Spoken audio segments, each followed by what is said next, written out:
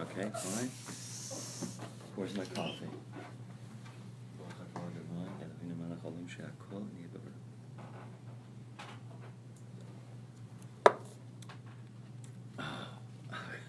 Okay, let's go. Chapter 15 in Shar Gilgulim. Like I say, there's 40 total chapters. We just went to chapter 1 through 11 with my father-in-law's commentary. Of course, like I say, after he did the 11th chapter, which he went through the translation and gave a commentary, so they basically scrapped the project, took whatever commentary, whatever translation they had, and just decided to just move forward with the printing, put it online. You can even get it online in English, I think at Chabad.org. All the chapters are there. It might be different than what we have. I didn't check it. But in any case, so we're going to move forward to this fascinating chapter in the 15th introduction. Like we say, every single one of these chapters are not chapters. They're called introductions. How interesting. Why he would call them Hakadamot, just an introduction. But starting on there on 123. Okay? So we're done with this book? We're done with the book. Okay. Unless you want to do your own study, and then you can write me questions or ask me questions. Okay? No. It's summer. Summer you just gotta sometimes when we're learning you have to shift things. It helps keep everybody awake. Did you have a handout for last week? No, it was this book. Oh, okay. Okay, you ready? 15th introduction. Now we will explain the reason why sometimes great and righteous people are the sons of completely evil people, like Abraham. The exact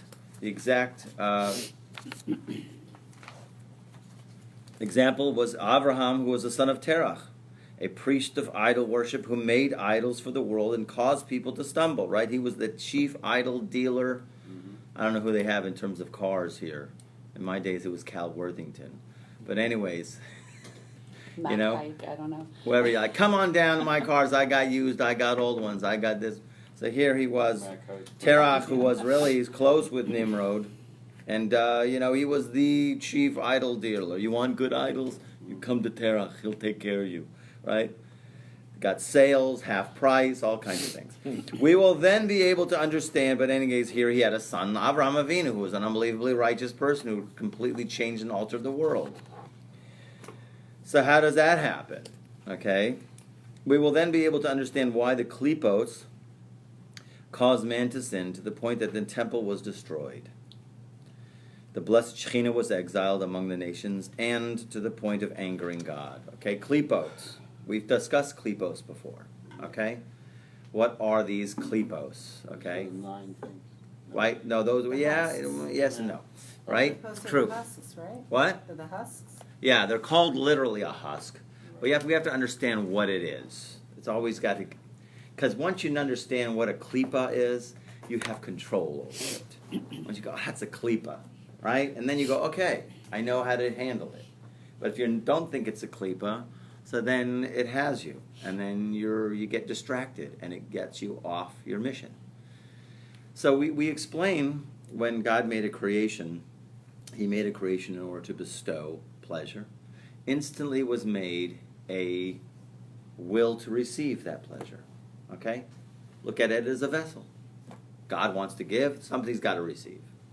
So that vessel basically is consisted of, and all of the universe is consisted of, in terms of its inner fabric, is called will to receive.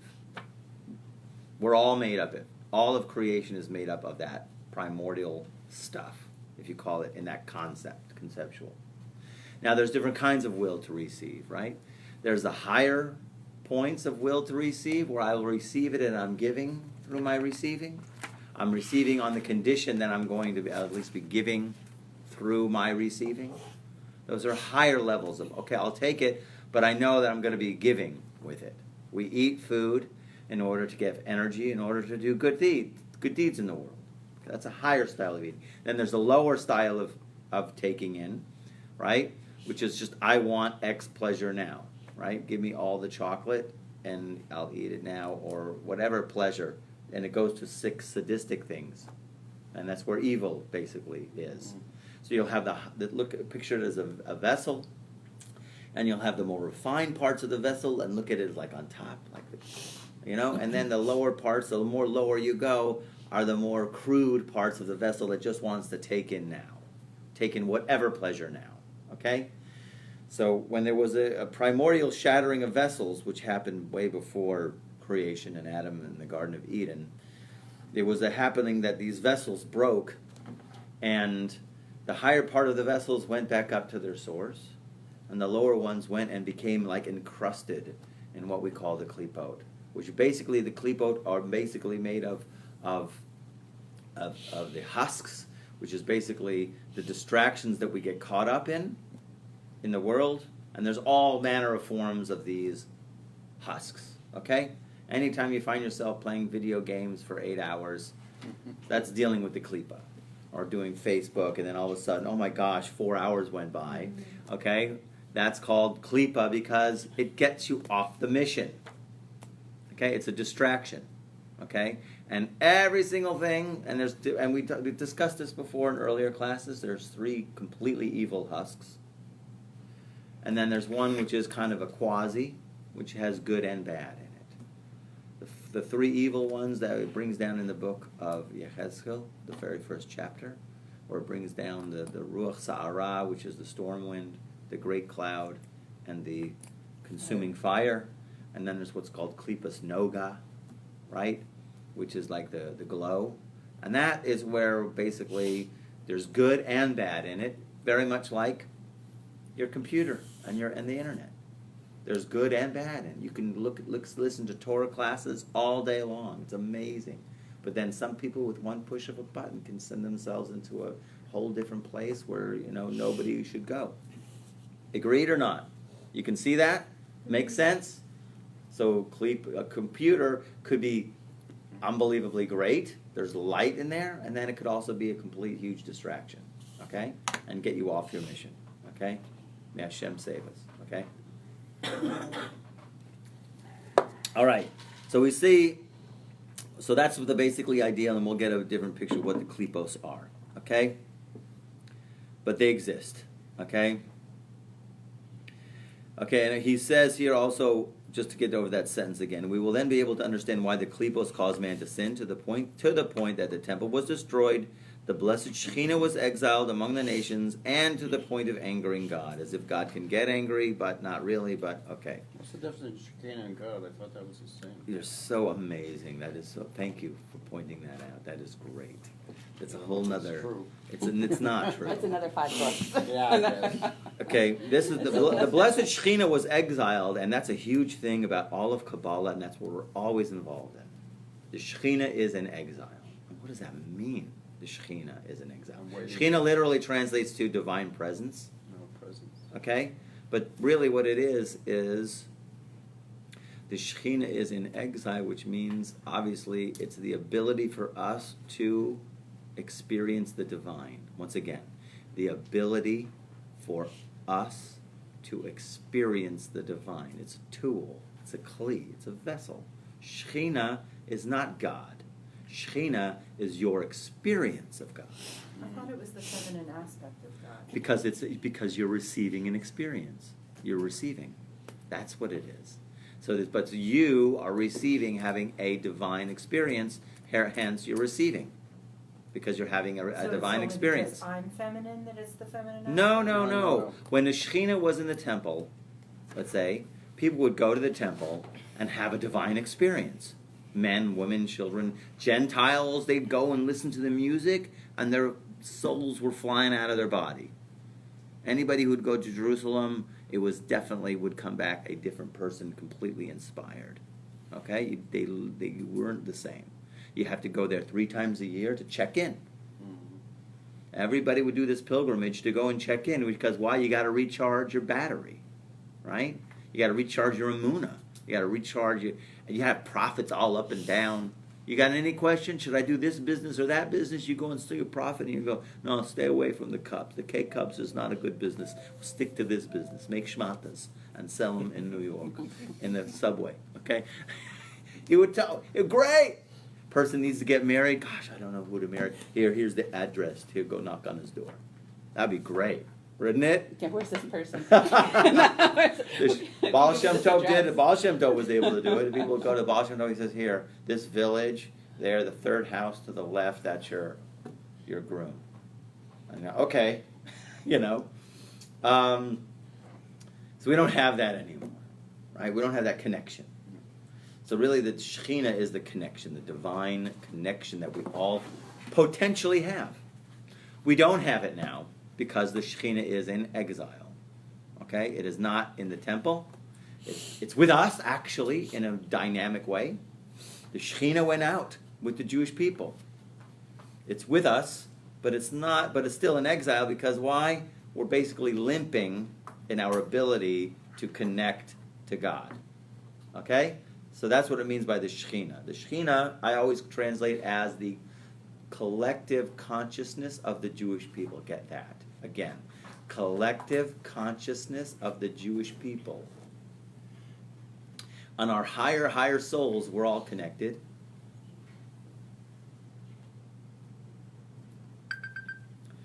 And we're all, in a dynamic way, in a different dimension, receiving from God. But we're not receiving it here, in the way that it's up there.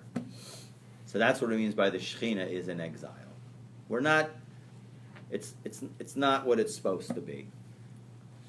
The divine influx into the world is not what it's supposed to be. Our connection isn't there. Okay, let's go on. The sod. What does it mean, sod? Secret. Right, let's literally translate as secret. I always like to translate it as the formula. Because secret is, it's hard to navigate. I like to use the term the formula. Okay? Is that as a result of the sin of Adam HaRishon, the first man, all the souls fell into the depths of the klipot. The klipos themselves are the remainder of what we call the zuhama and psolis. Okay? A lot of Hebrew words here.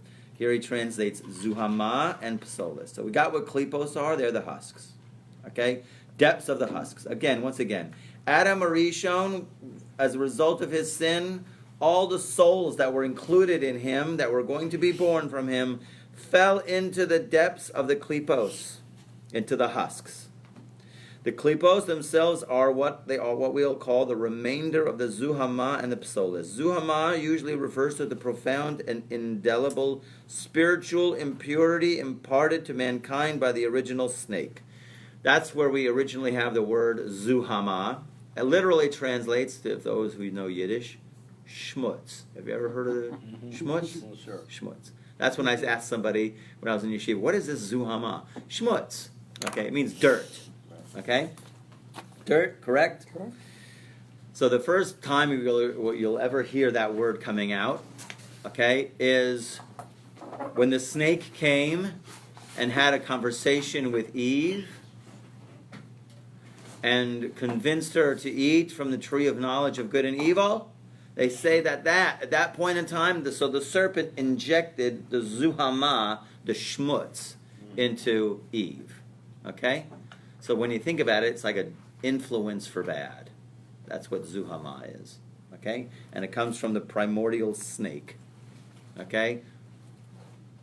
Psolis. What is psolis? Psolis usually refers to the unusual waste product of something, and which in this case is also the aspect of spiritual impurity within creation. When we speak of a spiritual impurity within creation, we're talking about that super suck for me and I, that unbelievable ego, right, of the ultimate selfishness that exists in creation, okay?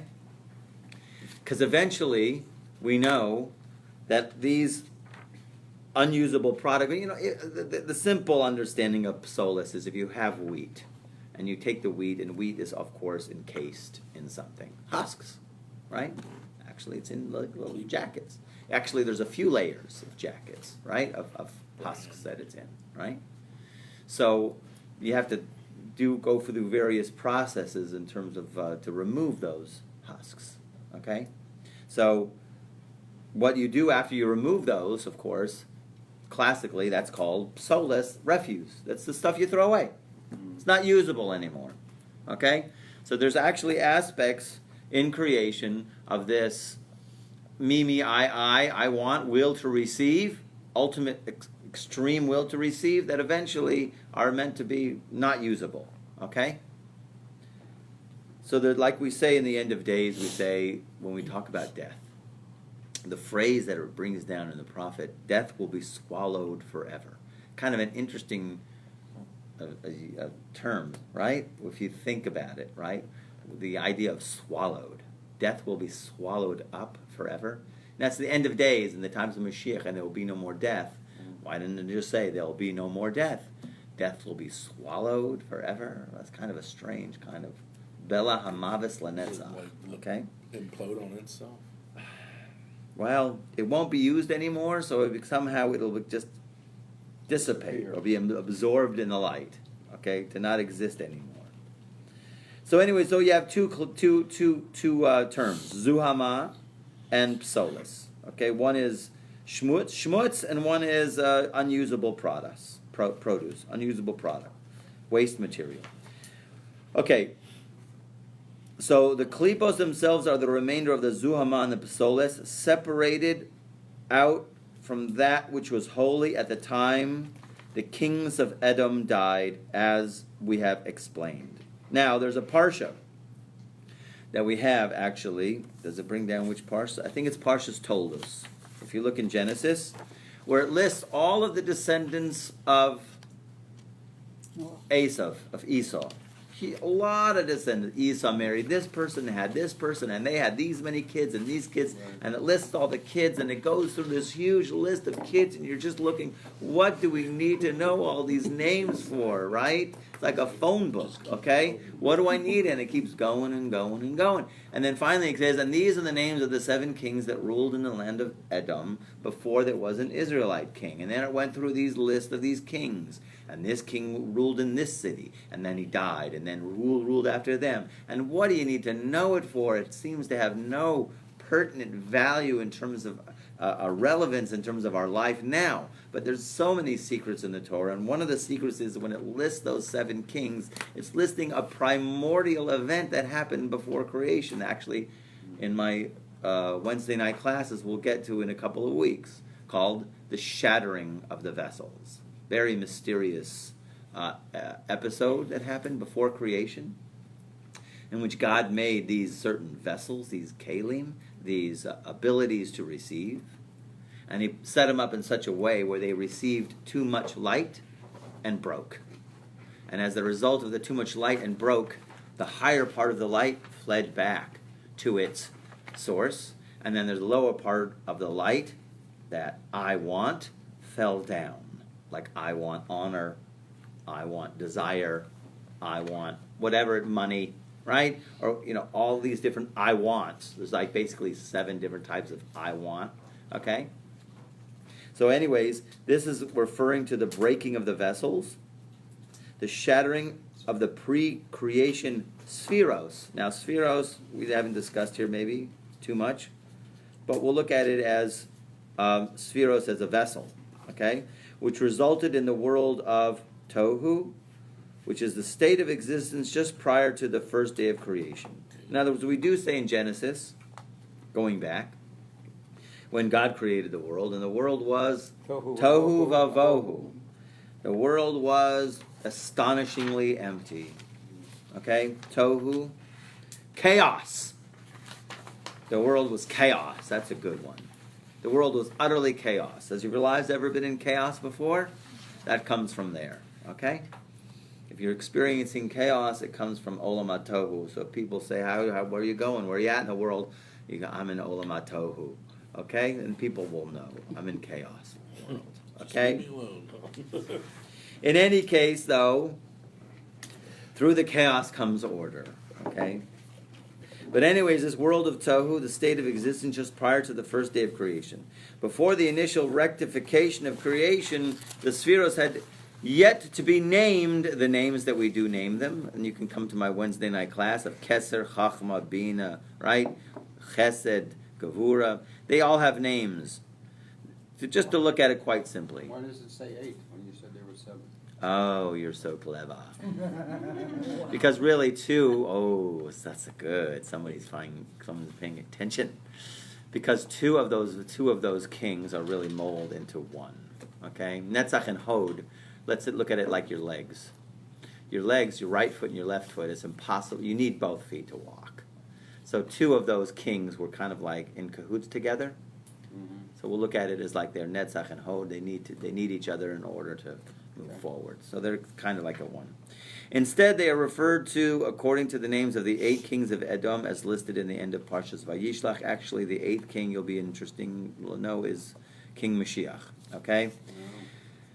The klipos themselves are actually called the level of death, whereas holiness is the living God, King of the world. Therefore, the klipos chase after holiness, which is called life, in order to I think to feed from them and survive. This is how it works.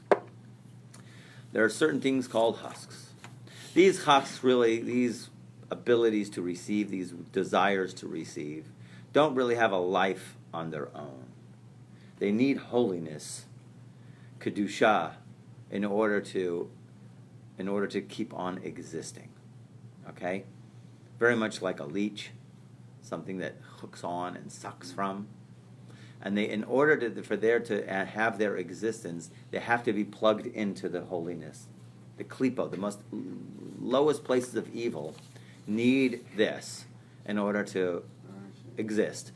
Some forms of that could be, sometimes you'll have these churches, which they'll finally get a Jewish guy, right?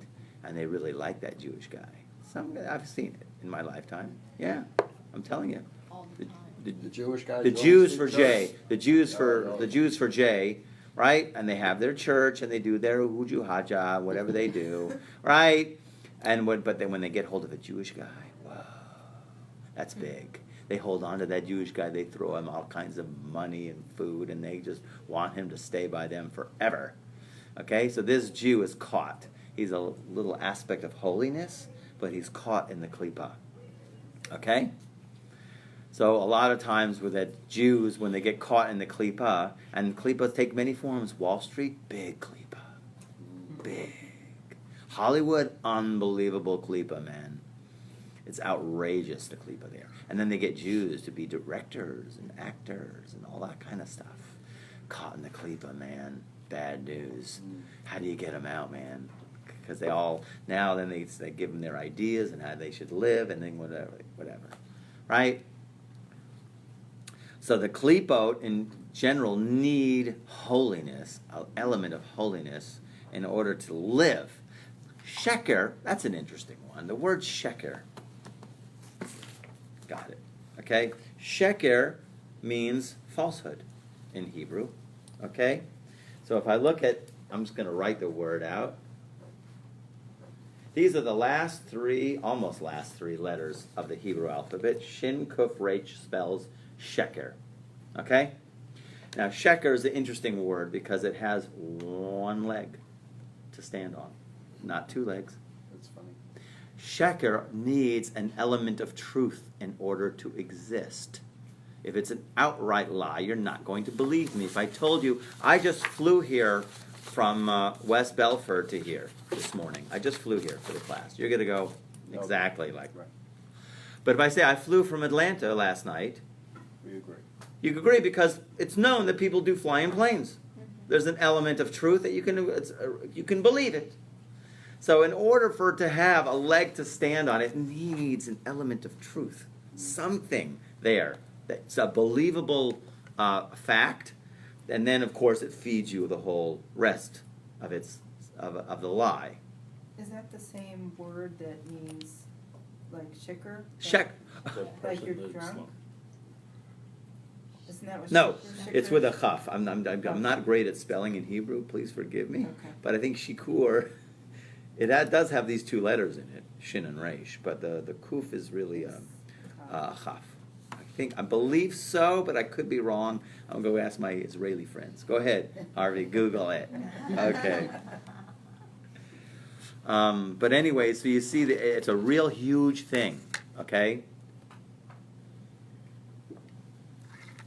The klipot need holiness in order to exist. And their desire is to suck up as much holiness as they can. Now, the bad part is which they don't know that, is that if they suck up too much holiness, they explode to their own detriment. Like that mosquito thing where if you pump your arm and it explodes, right? They do that. I've tried that. I've done that. And you go like this and you pump the blood and the mosquitoes, right? Oh, wow. Okay, let's all try that outside. Let's just do this experiment. Okay, there's plenty of mosquitoes out there. Okay, I think. No, thank you. So the klipot if they take in too much, it's really bad for them. But evil doesn't serve itself well. You just got to know this. Shin Yud Chaf. Okay, I was right. Okay, it was with a chaf. Shin Yud. Shin Yud Chaf Vav Reish. Thank you. Okay, so evil it really doesn't, because it's lazy.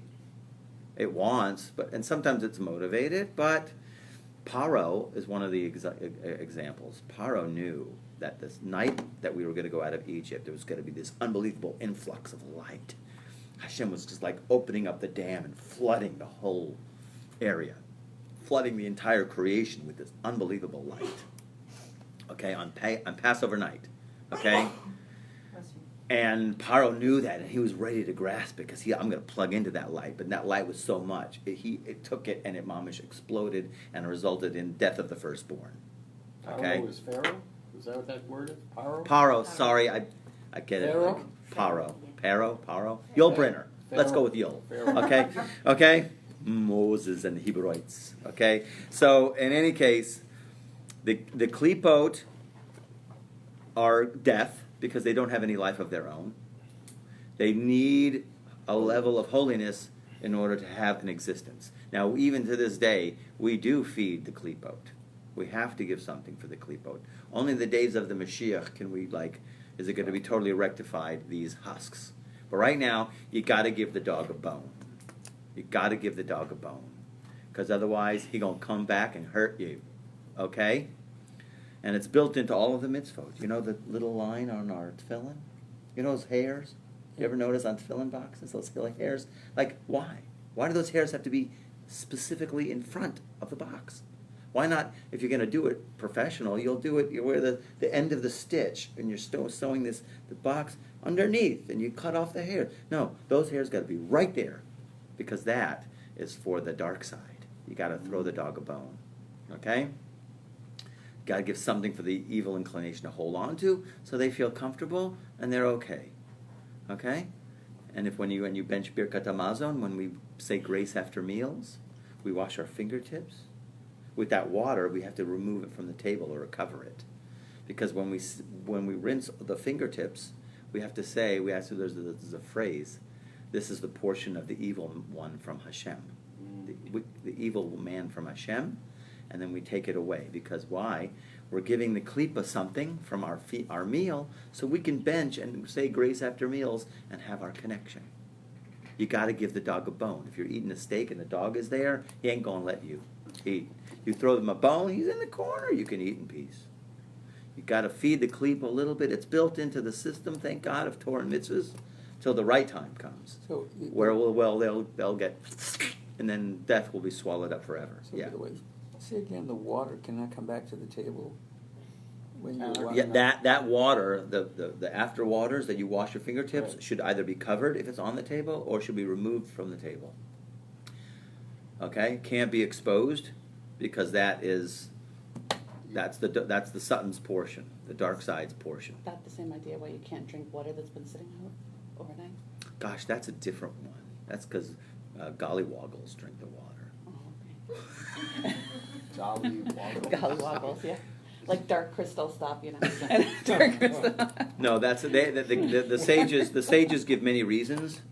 The most predominant reason that they give, which kind of doesn't make sense to us these days, but we still are very strict upon it, is snakes come drink the water, leave their venom in the water, and therefore if you come and drink the water, you're going to drink the snake venom. But really, there's many other reasons, because who says they're physical snakes that come and drink the water? There's other entities that do use water. I've learned, and I'm sure you have too, that I've heard a lot of souls entities need water. And so if they drink that water, so then it's water that that they drank from, and therefore it could give influence to a person. Okay? Going on. Okay? Evil has no, this is an interesting one. Evil has no intrinsic existence of its own and therefore must derive its sustenance from the side of holiness. Okay? As long as something from the side of holiness is among them, they are able to derive sustenance and can survive. The moment the source of holiness leaves them, they die. Like what we've been talking about. Okay? That's why the Matrix blew it. Okay? The movie 2 and 3, they missed the whole point. I'm sorry, I cut to the chase for those who know the Matrix movie. Sorry to interrupt with this commercial. Go watch it. Okay?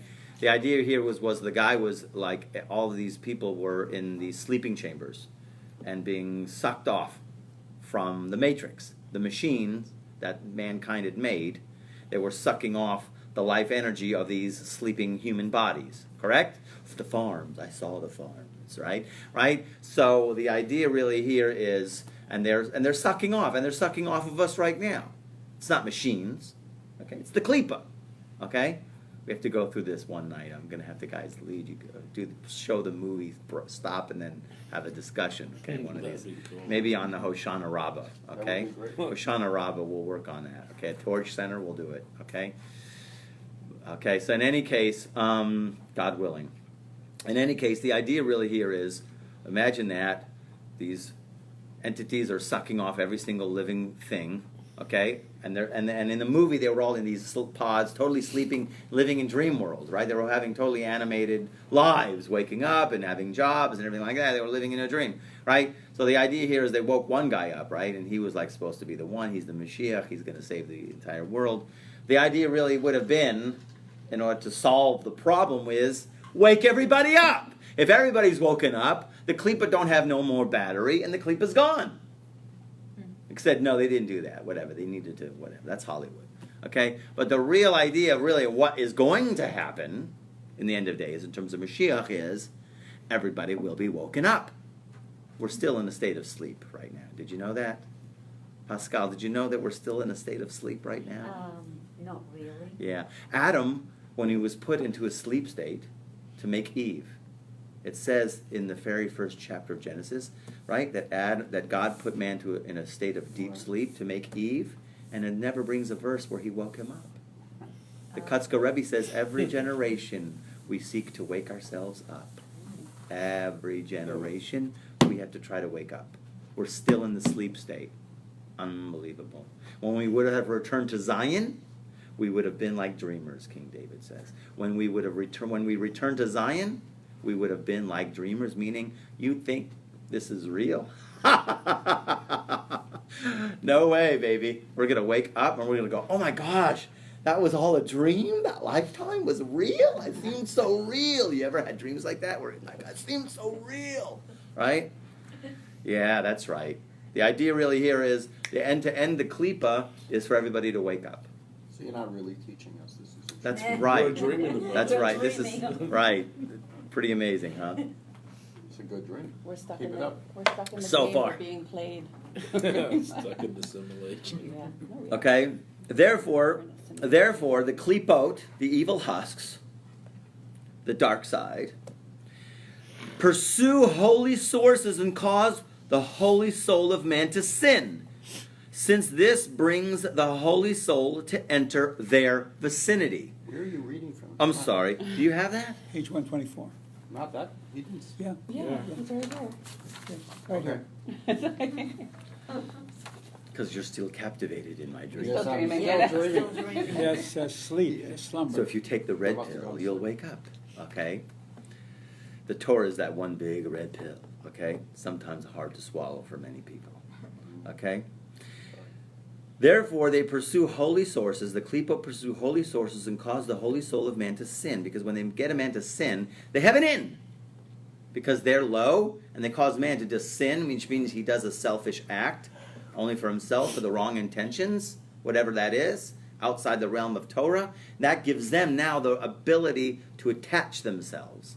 Because once his energy level, look at it as a low frequency level, a sin is on a low frequency. When we do mitzvahs, it's high vibration. When we do sins, it lowers the vibration. Okay? When the low vibration is lowered, so then they can attach themselves. Okay? Like, if a people were high and happy most of the time, okay? Usually diseases or sickness doesn't affect them so much. People who are depressed and low, usually those are more susceptible to disease, sin. Optimism, every doctor will tell you, an optimistic patient Right. has a much greater chance of success than somebody who is depressed and, Very true. right? Right? Everybody will agree to you. High vibration versus low. Just When like there's a- laughter. when the person goes low vibration, the klipot can attach to you. Okay? God forbid. Okay? And then they have you on their team, and they're able to suck from you, and hopefully you won't notice. Okay? Mm. When a person sins, it opens a spiritual door for impurity to envelope the person and thus his soul. Once this happens, they can draw sustenance from it, since something holy can never be severed from its holy source, because the Creator always tries to save those who stray from disappearing altogether, even a small spark from Los Angeles, California, like me. Okay? Okay?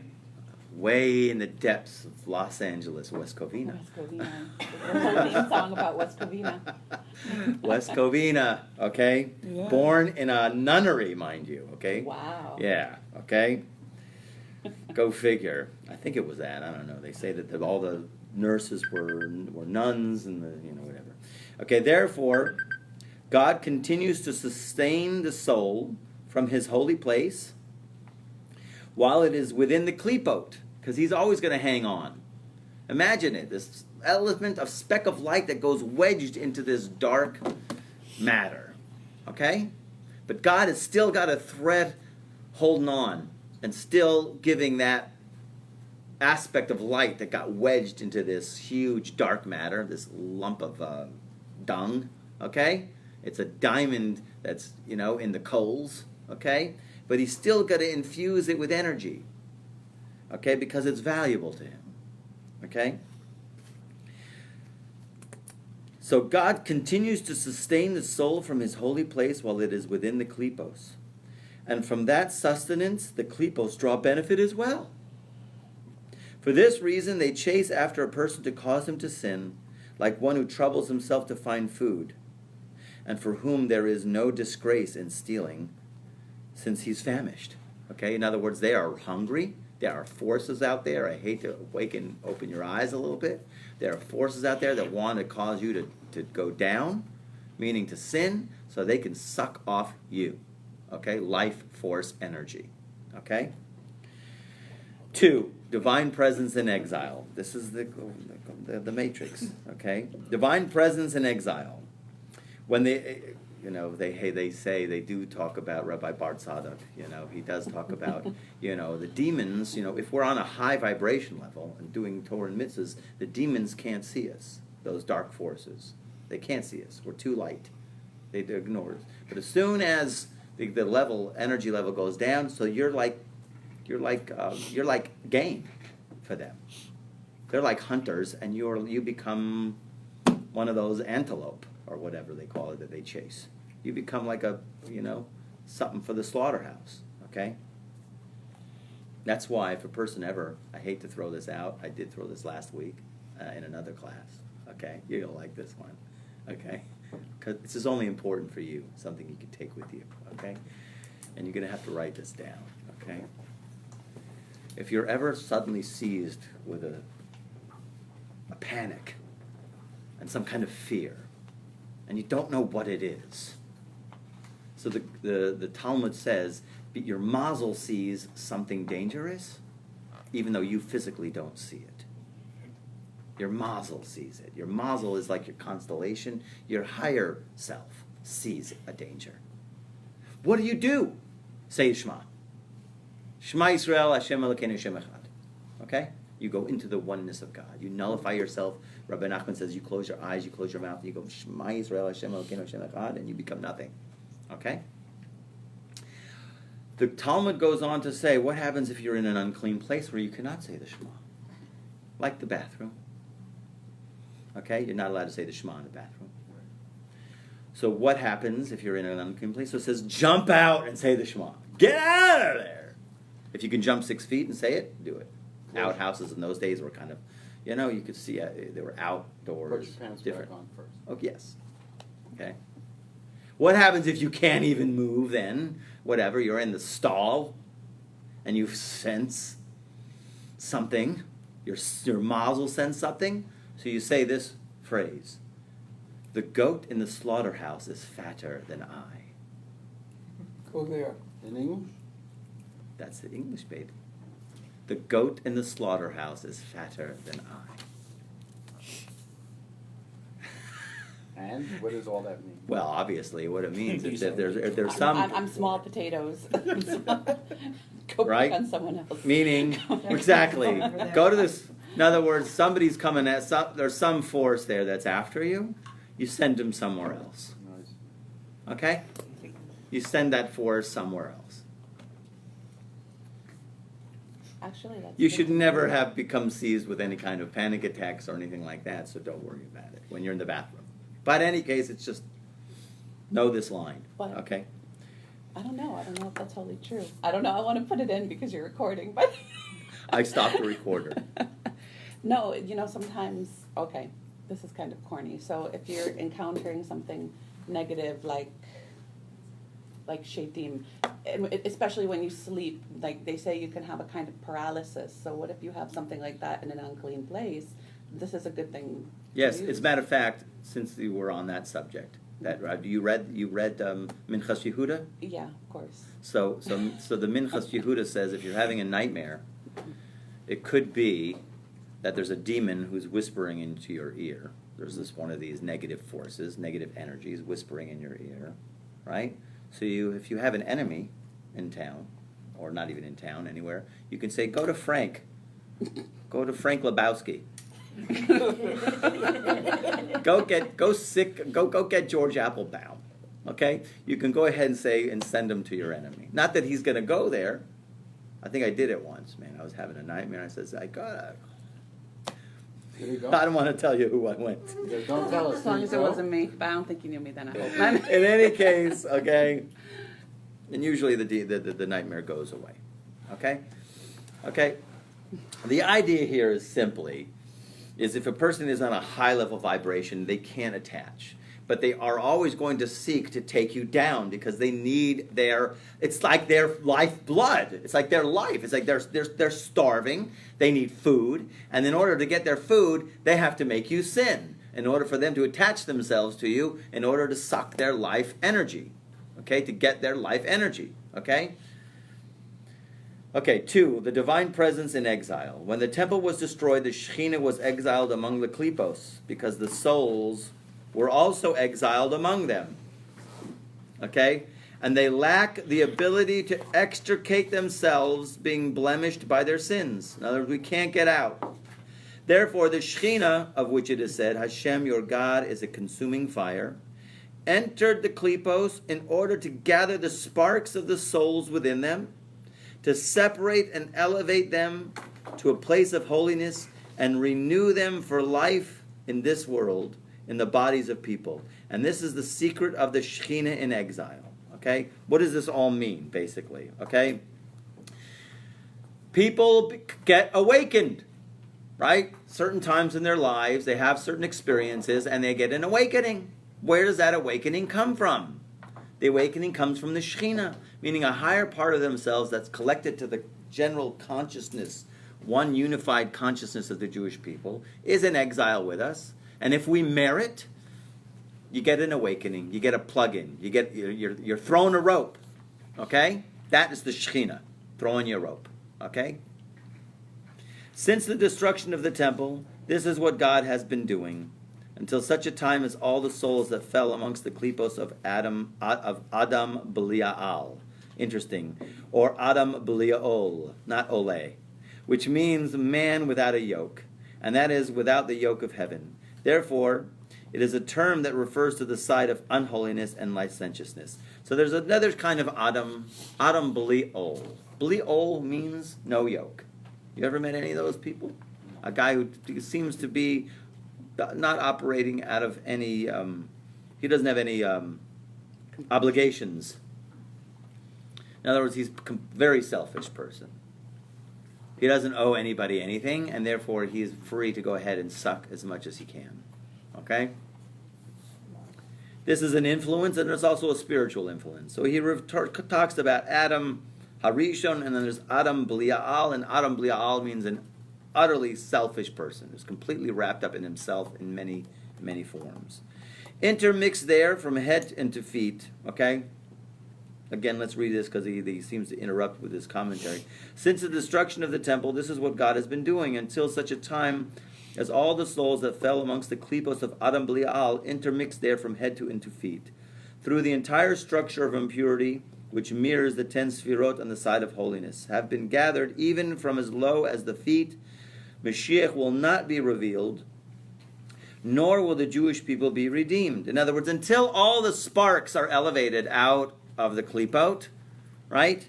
Only then will Mashiach be revealed. Like I say this all the time. The people were in exile already close to 1,000 years in Europe, very depressed. The other exile was 70 years. Egypt was, 400 years according to some, 210 according to many. And here where we've been in exile for how much, over 1,000 years. And the people were very depressed. Why doesn't God bring us back? Why isn't God bringing us back? The Arizal came and he explained it. Exactly what he says here. The idea here is all of these sparks, all these souls went flying all over the earth. And therefore, all of the Jewish people have to travel to all of these places and gather all of the sparks that are embedded in the physicality of things, okay? And people, okay? So in other words, when he explained that and he says, when all the sparks are finished being gathered, Mashiach comes. So we are all basically spiritually on a spark gathering mission, okay? And when you eat these food, drink this coffee, and partake and wear these clothes and do this, you're all gathering and elevating sparks when you do it for holy purposes. Jews are natural spiritual vacuum cleaners. Wherever we go, we suck sparks. Okay? And of course, if we get oppressed, then it results in the super suck, what I call the super suck, right? That's where we suck all the sparks out, and then usually we get kicked out of that nation, and that nation is no longer a superpower. Happened with Egypt, happened with Babylon, happened with Spain, happened with Poland. Okay? Poland was an empire. When we left Poland, garnished. We took all the sparks, and the place was left destitute. Wherever we were and left was destitute. Spain was a superpower. Spanish Armada, big old, everybody, ooh-ah, right? When they kicked us out, and they were nasty to us, right? Gonzo. Now, what's going to be with America? Huh? So far, they're very good to us. Thank God, we're in a very nice place, right? But we see something's rising. Yep. You feel it coming, don't you? You hear it coming. Every single week, you're getting hit with like 3 or 4 anti-Semitic slanderous comments from here or there. Now it's becoming like an in thing if you're an anti-Semite, right? It's almost like, status. You get a status, okay? This is what the Zohar says, until the feet come to the feet. Feet come to the feet, which means the feet of evil, right? The feet of evil, the holy feet come to the evil feet. They stood on their legs on that day on the Mount of Olives. In other words, let's say the sparks of Adam. If you look at it like the figure of a man, and he's just like millions of sparks all in him. So you're starting from the head, and you're elevating all of these sparks, sucking it out from the evil man, right? The evil form of man, all the way down to the feet, the ankle of Mashiach, the heel of the Messiah, which is where we are now in the generations. So the last sparks are getting sucked out. That's why you see such unbelievable turbulence, right, in the world. It's extreme, right? It's almost like you can't believe people are thinking or talking like the way that they're talking, okay? How are we? We're good. Okay?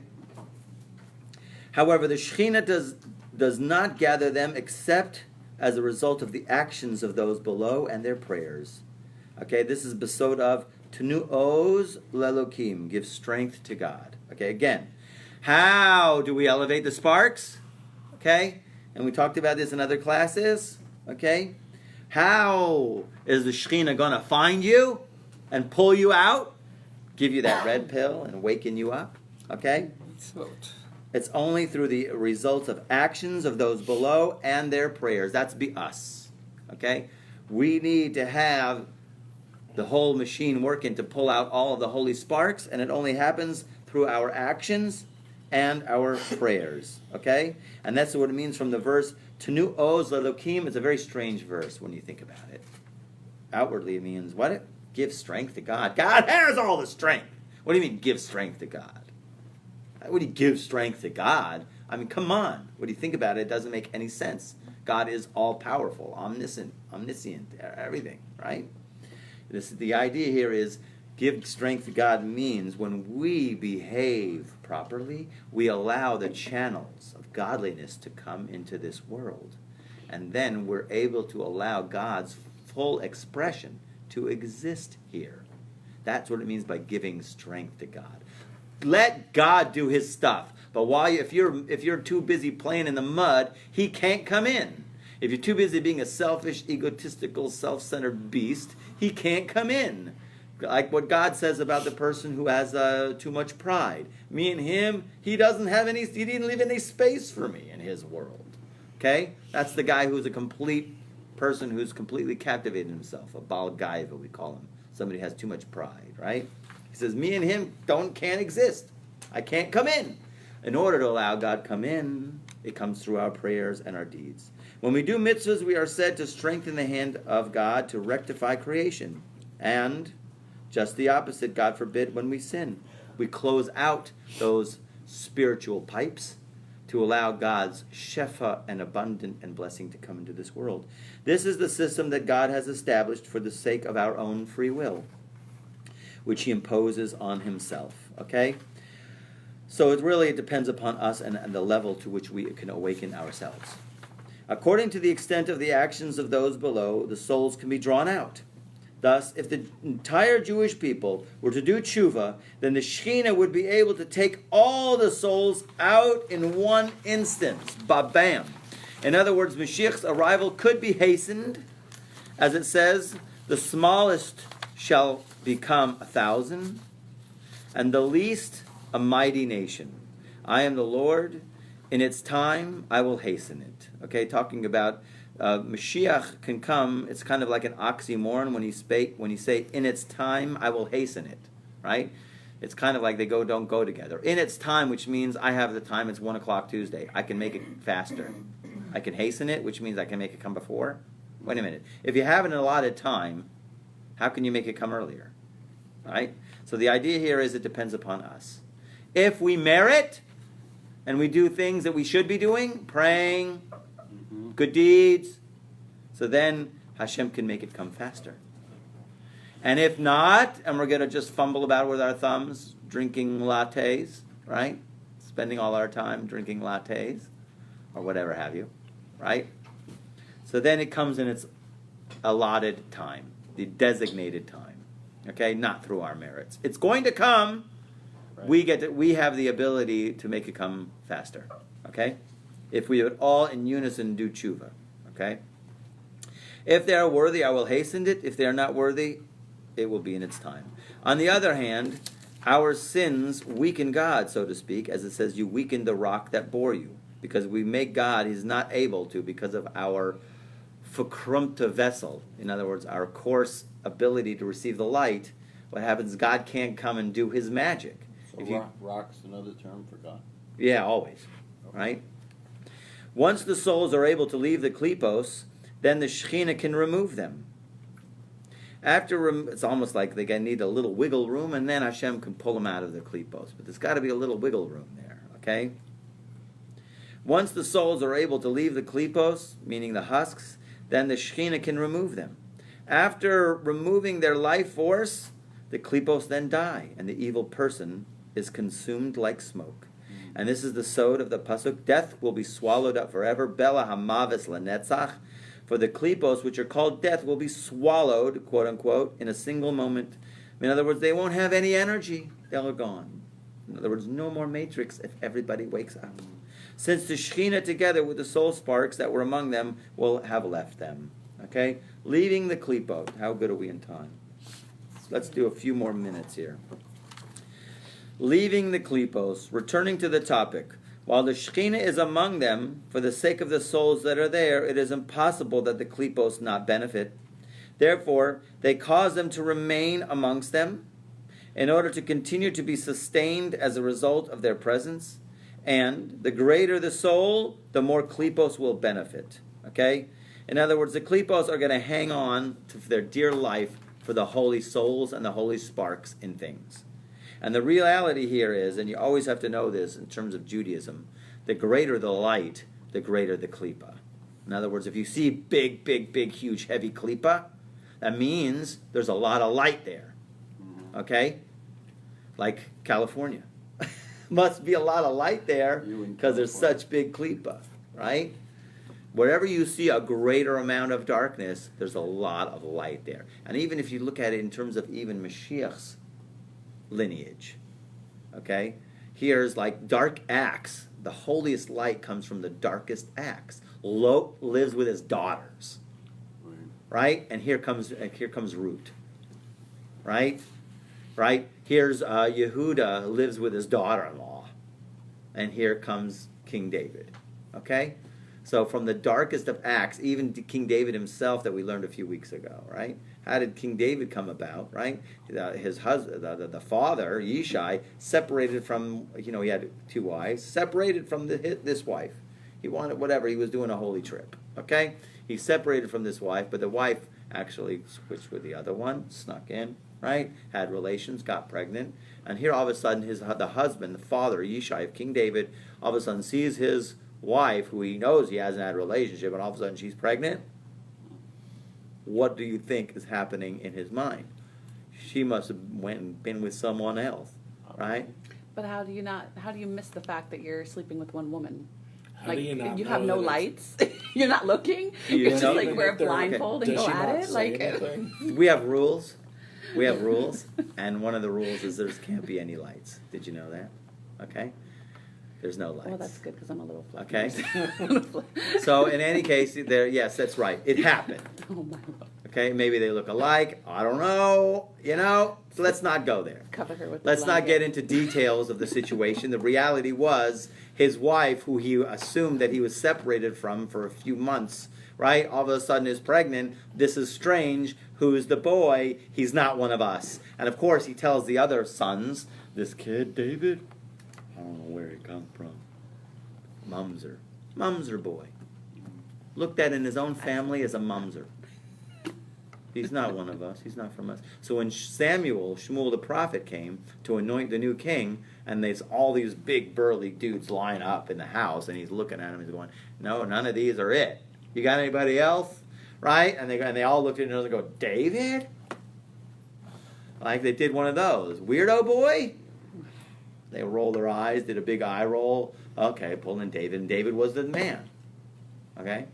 From the darkest places, the most light. When you see big klipa, it's a sign that there's a lot of light, but don't try to go ahead and pull that light out. Don't try it at home, folks. Okay? We'll stop here, okay, and we'll continue Mr. Hashem next week.